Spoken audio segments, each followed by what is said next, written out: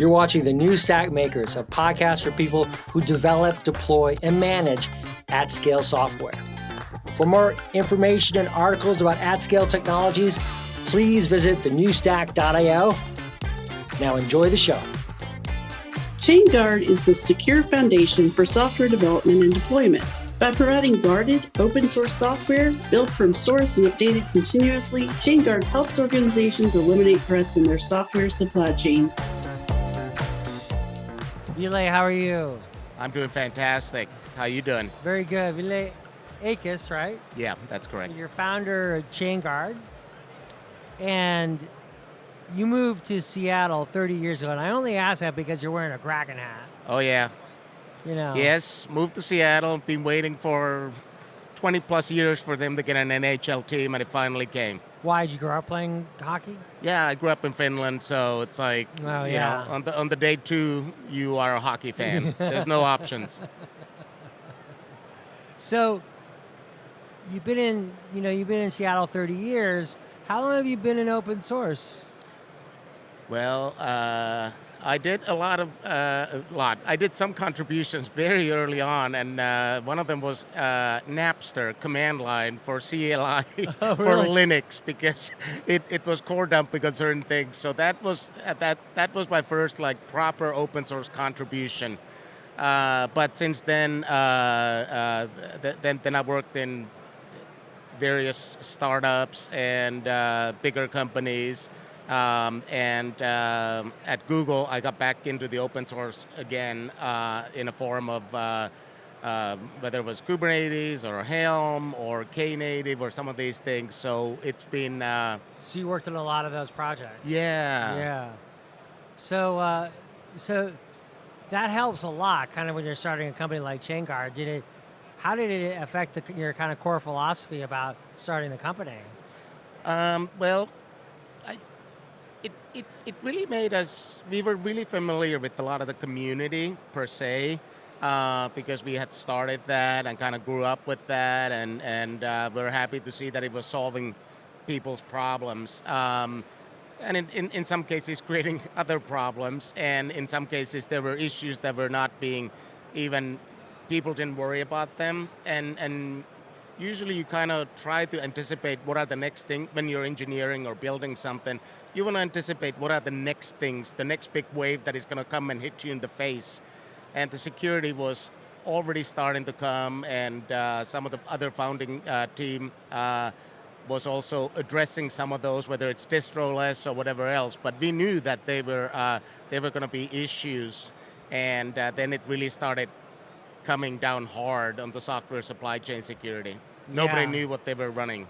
Yeah, I wanted to talk about a little bit about kind of the timeline of container security.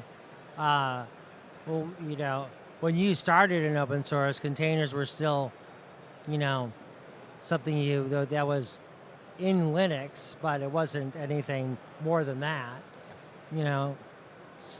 Solomon Hykes and crew started Docker, and that helped kind of think about the modern container, right? But then Kubernetes came along, and you had to think a little bit differently about the security, because the container had there was root access, right? And what I want to do is set this up, because I think it can help us take it to where we are today and where we are thinking about things. So when you're thinking about those early times, what were some of the core issues you were trying to resolve just to kind of make it basically capable of using these container environments? So the big idea there was is that with the VMs, there was a big shift in the VMs at the time, because everybody was moving to the cloud. Everybody had started their move to the cloud, but the problem at that point was you had to make a choice on the company that you're running your workloads on, right? So you're having to choose whether it's Amazon, Google, Microsoft, or something else.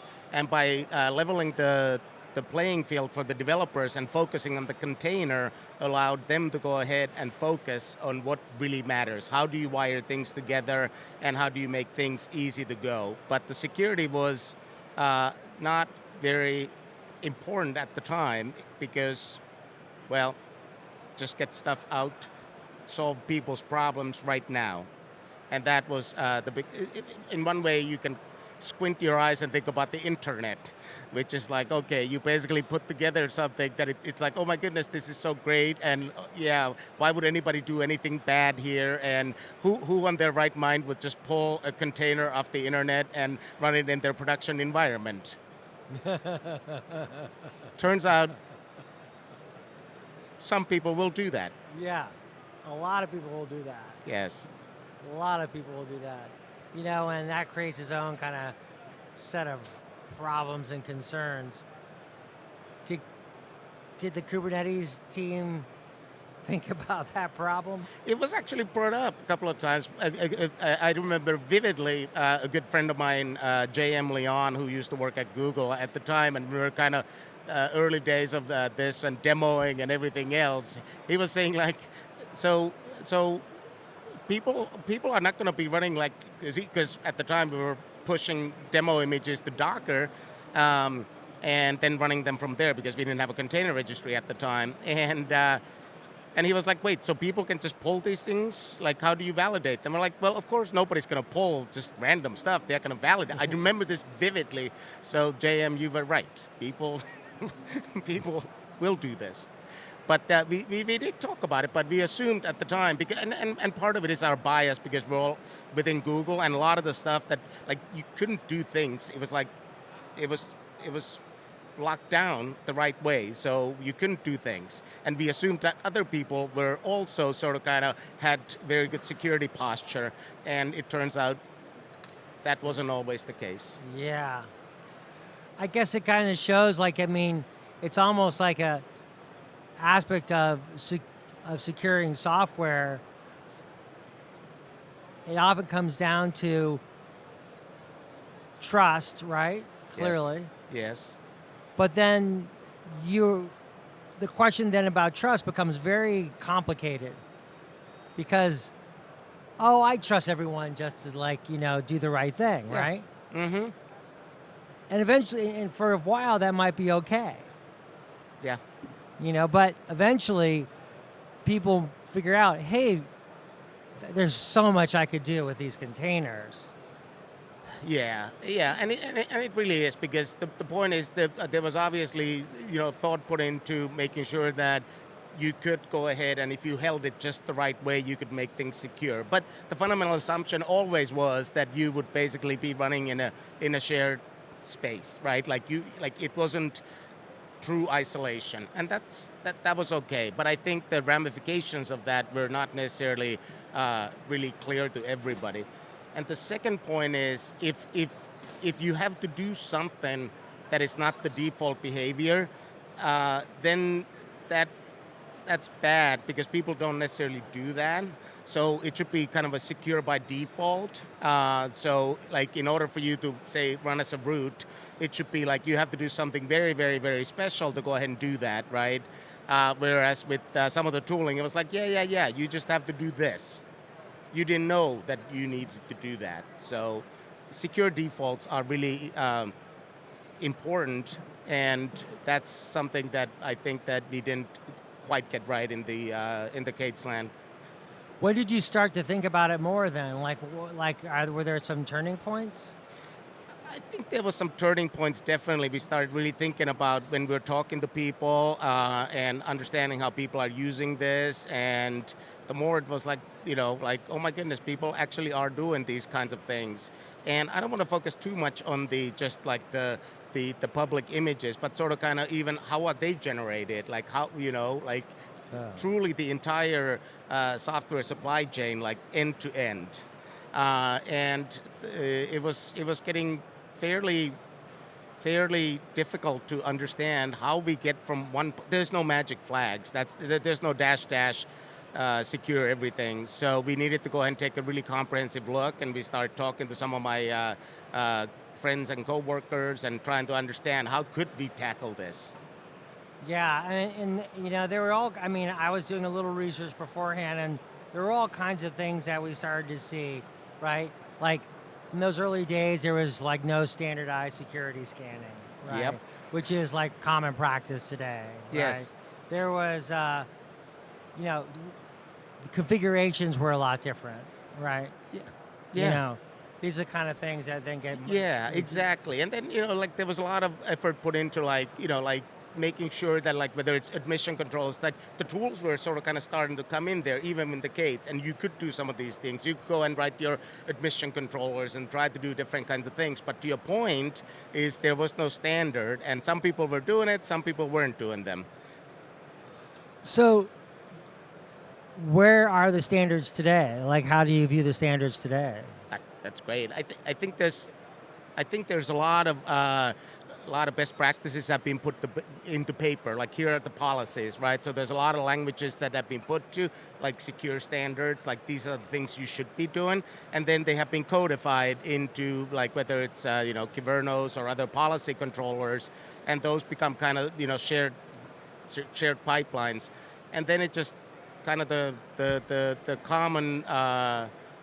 It's basically the shared understanding of what is good, what does good look like, and if you don't know what good looks like, it's hard to do that. So, I think the standards are becoming like least privileges, and some of those things are like we have known about them for years and years and years. It's just a matter of yeah, but we need to do them here as well. Just like don't run as root, like that has been sort of kind of the thing that people haven't been doing in their VMs forever, right?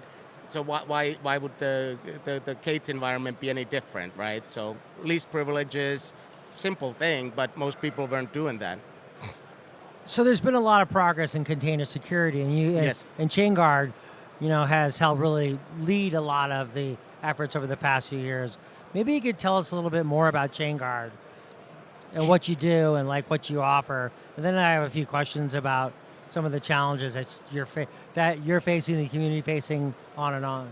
Yeah, sure.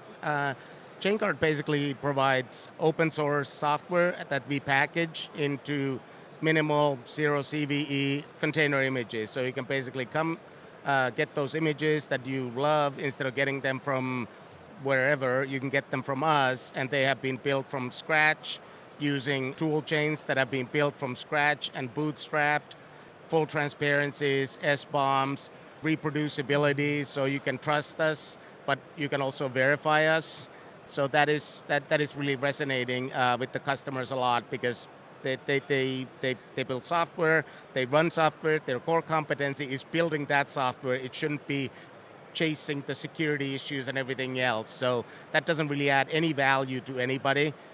So if they can come to us and get a clean foundation, if you will, then they can focus on their core competency, which is adding value to their customers. Mm-hmm. That is something that we've been getting quite a good traction on that particular product. But then it still leaves but where do you run those containers on question?